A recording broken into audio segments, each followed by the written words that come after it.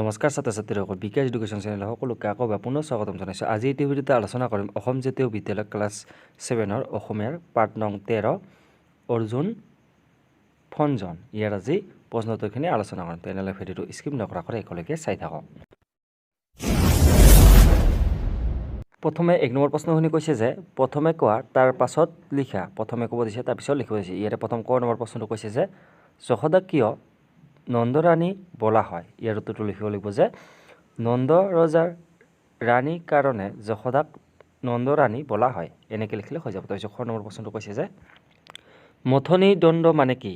ইয়াৰ উত্তৰটো লিখিব লাগিব যে মথনি দণ্ড মানে গাখীৰ মথিবলৈ ব্যৱহাৰ কৰা দণ্ড, তাক মথনি দণ্ড বুলি কোৱা হয়।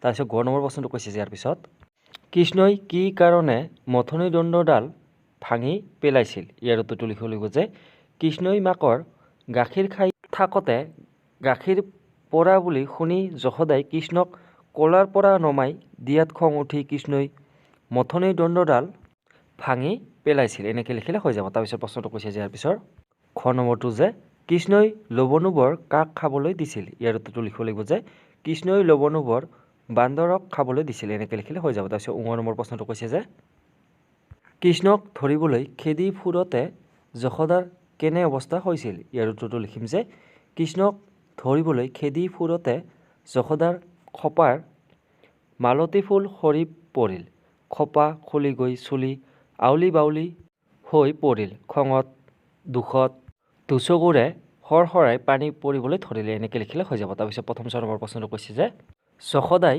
কৃষ্ণক কেনেদৰে বান্ধি থৈছিল। ইয়াৰ উত্তৰটো লিখিম যে যশোদাই কৃষ্ণক উৰালত আঁতি আঁতি বান্ধি থৈছিল। এনেকৈ লিখিলে হৈ যাব। তাৰপিছত দ্বিতীয় 6 নম্বৰ প্ৰশ্নটো কৈছে যে অৰ্জুন গছ দুজোপাৰ মাজৰ পৰা ওলাই অহা দিব্য পুৰুষ দুজনা কোন কোন। ইয়াৰ উত্তৰটো লিখিব লাগিব যে অৰ্জুন দুজোপাৰ মাজৰ পৰা ওলাই অহা দিব্য পুৰুষ দুজন আছিল কুবেৰৰ 2 পুত্ৰ নলকুবেৰ আৰু মণিকুবেৰ।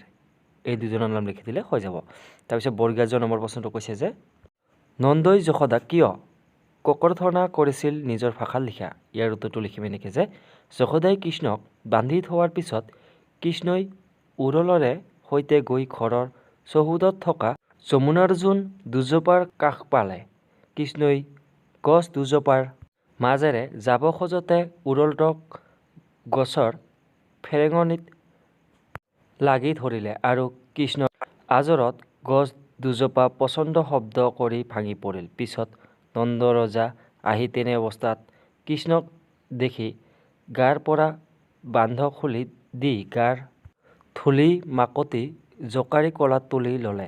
তেতিয়া কৃষ্ণই উচুপি উচুপি কান্দি কান্দি মাকৰ সকলো কথা দেউতাকক লগাই দিলে। নন্দই কৃষ্ণক মুখত অজস্ৰ চুমা খাই ঘৰলৈ আহি কৃষ্ণৰ উৰলত বান্ধা কাৰণে নানা ধৰণে ককৰ্থনা কৰিছে। এনেকৈ বা এইখিনি লিখিলে হৈ যাব। তাৰপিছত প্ৰশ্নখিনি কৈছে যে ইয়াৰ পিছত বুজা আৰু লিখা। ইয়াৰে প্ৰথমে দি আছে যে কঠিন, কঠিন মানে হৈছে সহজ। তাৰপিছত চঞ্চল, চঞ্চল মানে হৈছে স্থিৰ। তাৰপিছত বন্ধী, বন্ধীটো হৈছে স্বাধীন। তাৰপিছত অভিশাপ তাৰ বিপৰীত আশীৰ্বাদ। তাৰপিছত আবিৰ্ভাৱ তাৰ বিপৰীত শিৰোভাৱ। তাৰপিছত পুৰস্কাৰ তিৰস্কাৰ। এইটো এনেকৈ লিখিম। তাৰপিছত 3 নম্বৰখিনি কৈছে যে বুজা আৰু লিখা। বুজিব দিছে তাৰপিছত লিখিব দিছে। ইয়াৰে প্ৰথমে দি আছে আমাৰ যমল যোগ অৰ্জুন, ইটো লিখিম আমি যমলাৰ্জুন। তাৰপিছত নন্দ যোগ ঈশ্বৰ, ইটো লিখিম আমি নন্দেশ্বৰ। তাৰপিছত অতি যোগ উচ্ছ্বাস, ইটো লিখিম অতুচ্ছ্বাস। এনেকৈ লিখিম। তাৰপিছত জন্ম যোগ অন্ধ, ইটো লিখিম আমি জন্মান্ধ। তাৰপিছত উমা যোগ আনন্দ, ইটো লিখিম আমি উমানন্দ। উত্তৰ যোগ উত্তৰ, ইটো লিখিম আমি উত্তৰোত্তৰ। এনেকৈ লিখিম। তাৰপিছত 4 নম্বৰ প্ৰশ্ন কৈছে যে কাক কি বোলা হয় লিখা। কাক কি বোলা হয় লিখিব দিছে। ইয়াৰে প্ৰথমটো ক নম্বৰটো কৈছে যে যিয়ে গাখীৰ বিক্ৰী কৰি জীৱিকা নিৰ্বাহ কৰে তাক গোৱাল বুলি কয়। তাৰপিছত খ নম্বৰটো কৈছে যে মাছ মাৰি জীৱিকা নিৰ্বাহ কৰা লোক তাক কয় পহাৰী। তাৰপিছত যিয়ে দাঢ়ি চুলি কাটে তাক নাপিত বুলি কয়। তাৰপিছত খ নম্বৰটো কৈছে যে বাঁহ বেতৰ সামগ্ৰী তৈয়াৰ কৰে যি তাক বাঁহ বেতৰ শিল্পী বুলি কয়। তাৰপিছত ঙ নম্বৰটো কৈছে যে ঘৰে ঘৰে বাতৰি কাকত বিলাই ফুৰা লোক তাক হকাৰ বুলি কয়। তাৰপিছত 5 নম্বৰখিনি কৈছে যে উদাহৰণটো চাই বাকীকেইটা কৰা। আমাৰ উদাহৰণটো চাব দিছে প্ৰথমটো, তাৰপিছত বাকীকেইটা নিজে কৰিব দিছে। ইয়াৰ প্ৰথমে দিয়া আছে আমাৰ প্ৰথমে উদাহৰণটো দিছে পোৱাল যোগ দীৰ্ঘ, ইটো লিখিম আমি পোৱালি। তাৰপিছত সম যোগ টান, ইটো লিখিম আমি সন্তান। তাৰপিছত ধান যোগ অনি, ইটো লিখিম ধাননি। তাৰপিছত মদ যোগ অনি ইটো লিখিম আমি মথনি। গৰু ৰস যোগ ইয়া ইটো লিখিম আমি গৰু ৰখীয়া এনেকৈ লিখিম। তাৰপিছত 6 নম্বৰ প্ৰশ্নখিনি কৈছে যে ল'ৰাৰি কালত কৃষ্ণই নানা দুষ্টামি কৰিছিল। এনে দুষ্টামিবোৰৰ কথা মাধৱদেৱৰ কেইবাটাও বৰগীতত পোৱা যায়। তেনেকুৱা দুটা বৰগীত সংগ্ৰহ কৰি বহীত লিখা। এইটো এনেকৈ লিখিলে হ'ল যে বৰগীত মাধৱদেৱ ৰাগ ফাটিয়ালি আল মাই গালি তুমি নাপাৰিয় মৰে য'ত অপমান মৰে দিয়া আছা বাৰে বাৰে ভালে আমি ময়া আছ তাৰে পদ কণ চাপ পুৰাতন হে কঢ়া দুইৰ থন কলচি ভাঙিল দেখি ৰাগে হৈবাক নবৈল মোৰ যেন পাইল ঘণ্ট চেৰ বান্ধিলা গৰুৰ লৈয়া পাক এই অপৰাধ খানি নহল্যা নন্দেৰ ৰাণী আবৰ সহিবা তুমি কি তোমাৰ লক্ষণ দেখি জগতে জানিল তুমি যেন বৰ মানুহৰ ঝি এনেকৈ বা এইখিনি লিখিলে হৈ যাব। তাৰপিছত প্ৰশ্নটো কৈছে যে ইয়াৰ পিছৰ 7 নম্বৰখিনি কৈছে যে চমু টোকা লিখে। ইয়াৰে প্ৰথমে দি আছে যে চুমুৰা আৰু অংকীয়া নাট।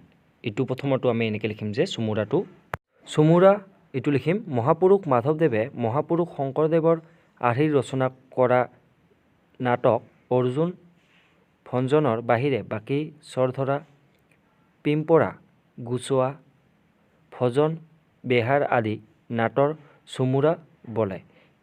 কাৰণ ইয়াত অংকীয়া নাটৰ সকলো অংগ দেখা নাযায়। একোটা সাধাৰণ পৰিস্থিতিক লৈ চুমুৰা এইখন ৰচনা কৰা হৈছে এনেকৈ লিখিলে হৈ যাব। আৰু তাৰপিছতো দি আছিলে যে আমাৰ অংকীয়া নাট এইটো লিখিম আমি মহাপুৰুষ শংকৰদেৱে সংস্কৃত নাটকৰ আৰ্হিত এক শ্ৰেণীৰ অসমীয়া নাটক ৰচনা কৰে। সংস্কৃত নাটকত থকা অংক ইয়াতো ব্যৱহাৰ কৰা বাবে লৌকিক ভাষাত ইয়াক অংকীয়া নাট বোলে। শংকৰদেৱে ৰচিত নাটককেইখন হ'ল কালীয় দমন কেলিগোপাল ৰুক্মিণীহৰণ পাৰিজাত হৰণ ৰাম বিজয় ইত্যাদি চিহ্ন যাত্ৰা মহাপুৰুষৰ প্ৰথম নাট এনেকৈ বা এইখিনি লিখিলে হৈ যাব। তাৰপিছত প্ৰশ্নখিনি কৈছে যে ইয়াৰ পিছৰ 8 নম্বৰখিনি যে মাধৱদেৱৰ বিষয়ে এখন সুন্দৰ ৰচনা লিখা। ইয়াৰ উত্তৰটো লিখিম এনেকৈ ৰচনাখন মহাপুৰুষ মাধৱদেৱৰ জন্ম নাৰায়ণপুৰৰ লেটেকু পুখুৰী নামে ঠাইত 1481 চনত। পিতৃৰ নাম আছিল গোবিন্দগিৰি ভূঞা। বৰ্তমান বাংলাদেশৰ বান্দুকা নামে ঠাইত শিক্ষা গ্ৰহণ কৰে।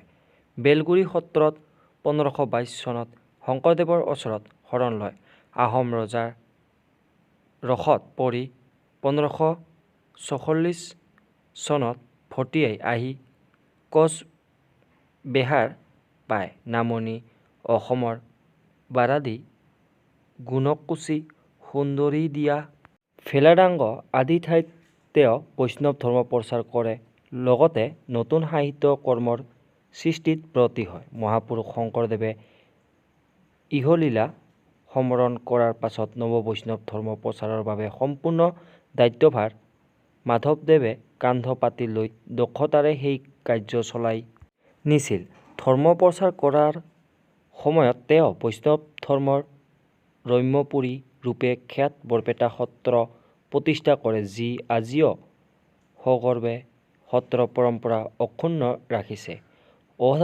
অসাধাৰণ প্ৰতিভাৰ অধিকাৰী এইজন মহাপুৰুষে 1596 চনত কোচবিহাৰৰ ভেগাডাংগত ইহলীলা সমৰণ কৰে। গুৰুজনে ৰচনা কৰি যোৱা উল্লেখযোগ্য সাহিত্যৰাজি হ'ল নামঘোষা বৰগীত ৰাজসূয় কাব্য দধিমথন চপধৰা পিৰম্পৰা গুচোৱা ভজন বেহাৰ গুৰুভটিমা ভক্তিৰত্নাৱলী জন্ম ৰহস্য ইত্যাদি এনেকৈ বা এইখিনি লিখিলে হৈ যাব। তাৰপিছত প্ৰশ্নখিনি কৈছে যে ইয়াৰ পিছৰ 9 নম্বৰ প্ৰশ্নখিনি কৈছে যে কৃষ্ণক অনেক নামেৰে জনা যায় সেই নামবোৰ সংগ্ৰহ কৰিবলৈ যত্ন কৰা।